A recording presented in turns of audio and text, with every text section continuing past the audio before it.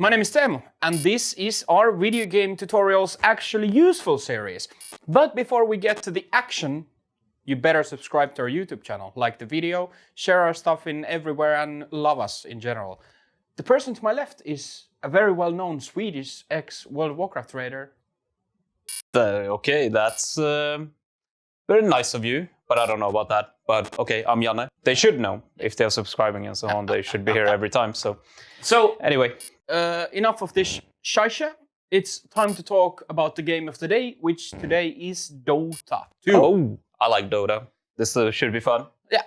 So we're trying to determine if the tutorial is actually useful or not. All right. It's going to be a bit hard because I've played Dota since Warcraft 3. And you still need the tutorial. Yeah, that's kind of harsh, but yeah. And you've played Dota for thousands of hours. No, sure. But I think, we should be able to tell if it's useful or not either way. So... Hopefully. Okay, I'm going to just put this running in the background now for us so we can see what the people are saying. So, Dota tutorial is split in 5 different sections, right? First one is called Mechanics. You're playing with Luna. You go into the game, and basically the step 1 just teaches you the basic fundamentals of the game. Which is? How to move around the map, what the map is, what are the objectives, how does the shop work, how do you get, what do you do with last hitting, how you get experience, how you get gold, these kind of things. Well, that's still quite a bit for a first step, if there's 5. I think like it might seem quite a lot at first because it's a very complex game. It's a very complex game. There's almost 130 different heroes. But the good thing is that in the tutorial, what I like is that the heroes are predetermined. Okay. So you don't have the option to choose for yourself. Yeah, I think so. It's impossible to choose anyway if you're new to the game. So, but do you think Luna is a good choice as the first one? Or because they could choose whichever? I think Luna is a good choice. Why? 2 passive abilities, and then you got the Q with the nuke, and then you have the ulti. Obviously, you don't use the ulti here. Yeah. But so your skills are passive because that means you don't need to pay too much attention to them. Sure. You can kind of concentrate on other things that's happening around. I have one question. Yeah. Do you level up your abilities yourself or are they predetermined? You level up them yourself. So you can choose as well? No.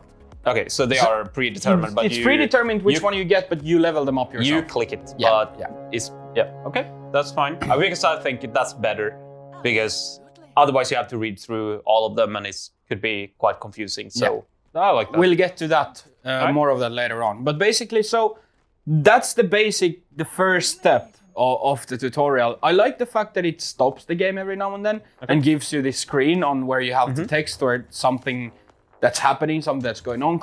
The game kind of gives you tips on what to do next. I think the biggest thing for someone who's completely new to the game is first of all movement, how to move the camera with you. Then what are the different lanes? Obviously, this one puts you to the middle. It's the easiest. What do the towers do? Like the basic fundamentals. All right. And I think it does it quite well in general. There's no enemy heroes to kind of stand in your way or stuff like that, but it also forces you to use your skills. Basically, there are mini objectives on the way before you're gonna get to the end goal where you need to do certain things. And those are where you actually learn how to do it. So, for example, in here, nothing happens until you use your Lucent Beam for the first time, like I did here. Right. So and now it gives you another objective. So it kind of teaches you on the way you go from one step to another. So how long is this first step? Well, it depends how long it takes for you to do it. I did it. Yeah, but what's the end goal? Is it kill the tower? Or destroy the tower. But the tower has like 20% health left or something. Okay. That's what I was thinking, because that would, in an actual setting, it'd take a while, for somebody who doesn't know the game. Yeah, but basically, so... Okay, I see. Okay. And, obviously for me, because I know how this game works, I'm just right-clicking the tower and trying to get it down as Can you fast fail as the tutorial? I don't think so. Okay, just asking, because I was thinking if it's shooting at you, you can die and then you never kill it, Well, I think you're gonna... If you die, you're gonna respawn. Sure, right. Okay, anyway, so that's the first part. The second part is you're playing with Dragon Knight. Basically, it's a full co-op AI game. Okay, so it's a normal game setting. Yeah, normal game setting with AIs, with your as your teammates and as your opponent.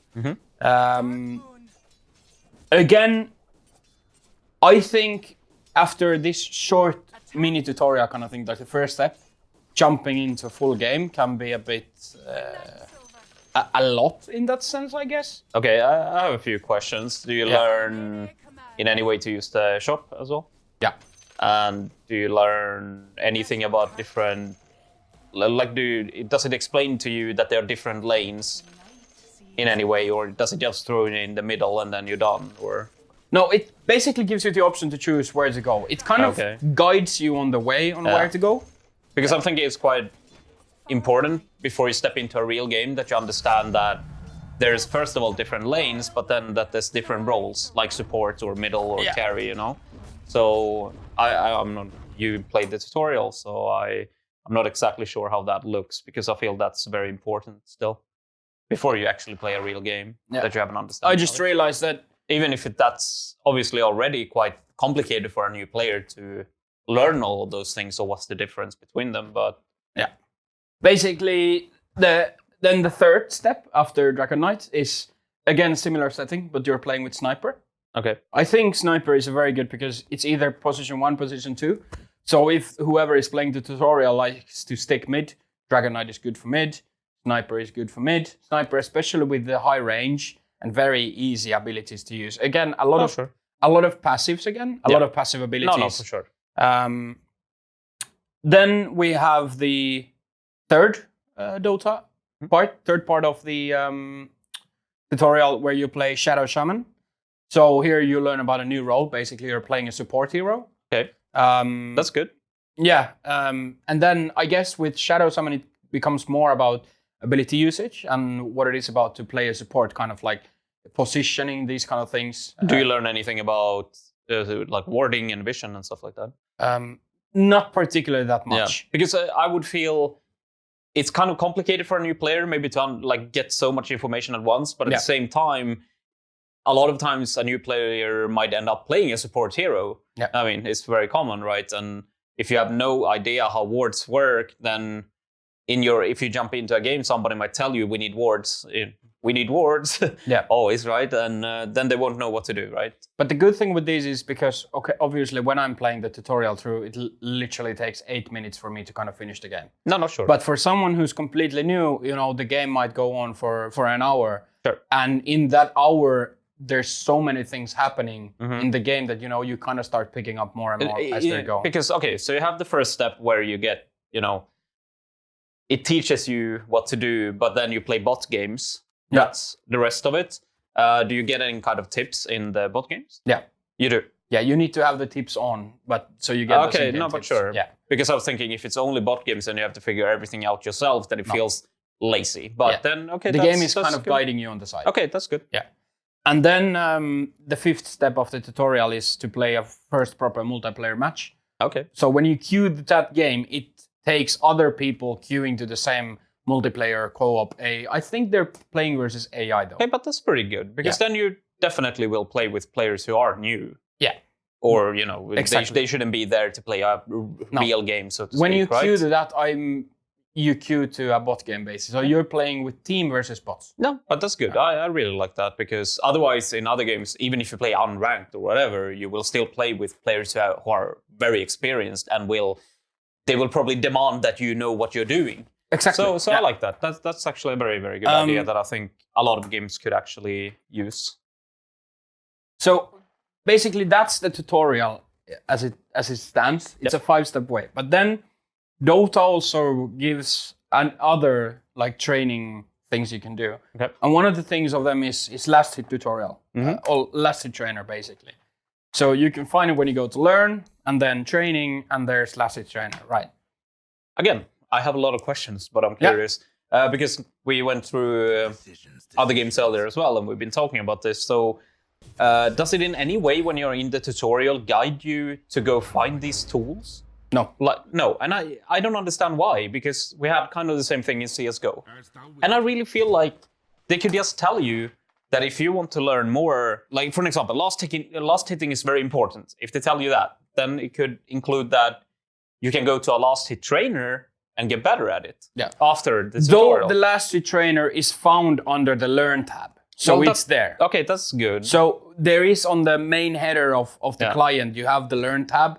And when you click training, you have the Lassiter trainer. All right. So I think it's very visibly in there. It's good if it's there and it's very visible, but I still feel like they could push it a little bit extra, Yeah. Because obviously, like you already mentioned, Dota is a complex game and it will take a long time to learn everything. But then I understand you can't make a tutorial that's perfect, and when you finish it, you're a good Dota 2 player. It doesn't work like that, but it could still guide you a little bit better to tools instead of maybe instantly jumping into games, or give you the options. But okay. But basically, so the last hit trainer, I think is very good. Obviously, my last hitting is absolutely hideous. I mean, Sure. I'm very disappointed in myself. I give it to myself that I'm last hitting with anti-mage here, and I never play the hero, so I'm not used to it. Okay, fair, but the anti-mage is kind of nice to last hit with, though, so Yeah, okay.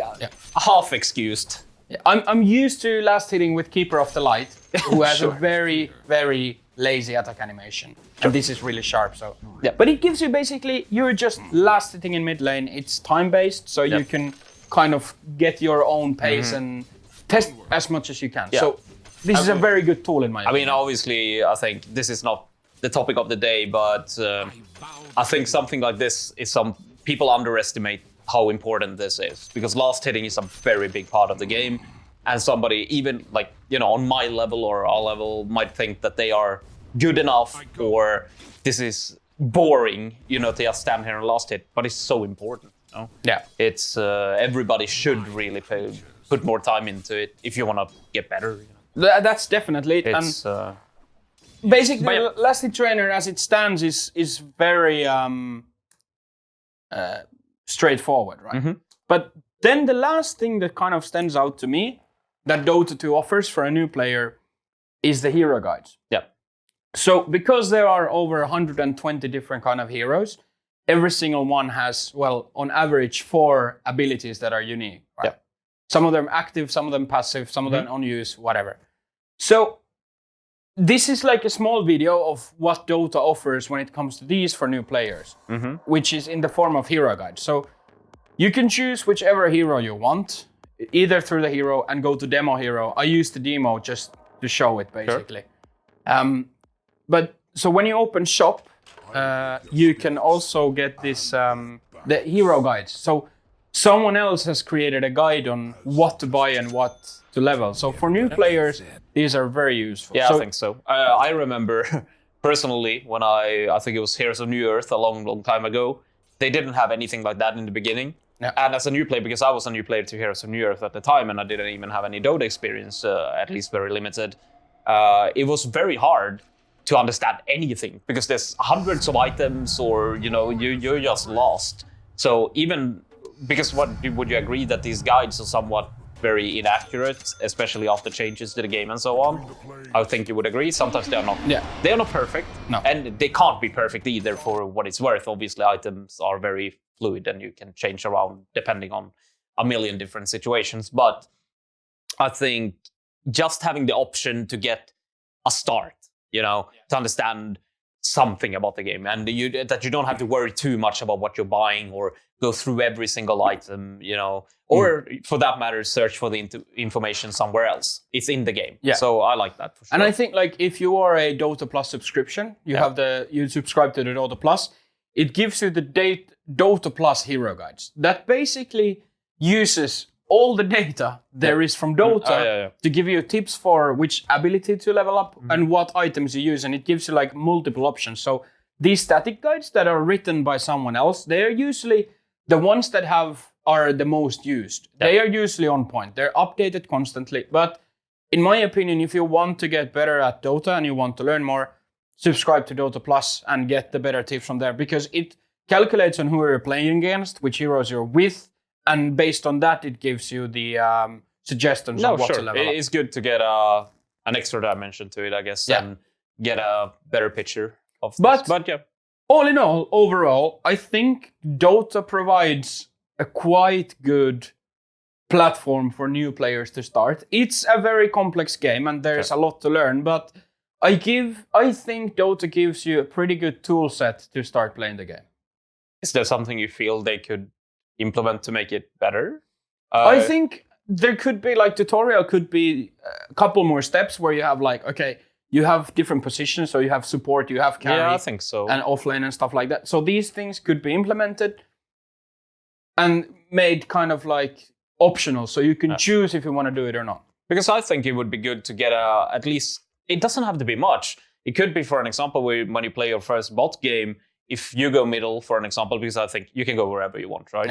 Yeah. So it could maybe stop the game for 15 seconds and show you in the bot lane we have a support and we have our carry, and then it could explain at least shortly maybe what the roles of the players are. Because I think a new player would be kind of confused and think everybody is the same, or they don't, I actually, that's a very good thing. I don't know if my suggestion would be the one you go with, but I feel like you could do something to, push the fact that there are different roles and different roles do different things. That's a very good point. Because obviously, okay, let's say when I play on a new account, or when I have in the past, and I play with somebody who's totally new to the game, and if he's playing the support, he will still stand in the lane and be, farming, right? And that's just wrong. There's no other way around it. It's objectively, that's not how you play the game. So I think it would be good if you learn a little bit more. It may be instead of just playing like 3 or is it 4 straight bot games, But that's just me. I agree with you. I played through the tutorial before, and I think it's fairly good, but I do feel like there could be 1 or 2 more steps where you learn a little bit more. Paced a bit better, kind of. Yeah, because otherwise I feel you'll jump into a real game and you'll get, probably flamed because you don't know these things. But the question remains, is Dota 2 tutorial actually useful? Well, useful, yes. Great, no. That's my opinion. Okay. But then again, I would like to add this. The tutorial is okay, for sure, but you could also, and you should probably go somewhere else to learn more about the game, like a guide, outside of the game, which could be on our, on Esports Vikings. You can go there. So for example, we have guides for new players on Esports Vikings on 3 different languages that you can also read to support that. The links to those will be in the description. I really think people should do that, because a tutorial in-game, for almost any game, it can't teach you everything, but a guide can teach you way more and fairly quick as well. Yeah. So, play the tutorial, read our guides, and be back, because we will have more of this coming very soon. Okay, I want to end this with one thing. Yes. Dota 2 tutorial, 1 to 10. I give 10 is the best, of course. I give 7+. 7+. Okay, that's fairly decent. Yeah. What's yours? A 6. Okay. I had a little bit more. I think it could be better. All right. Thank you for watching. See you next time. See ya.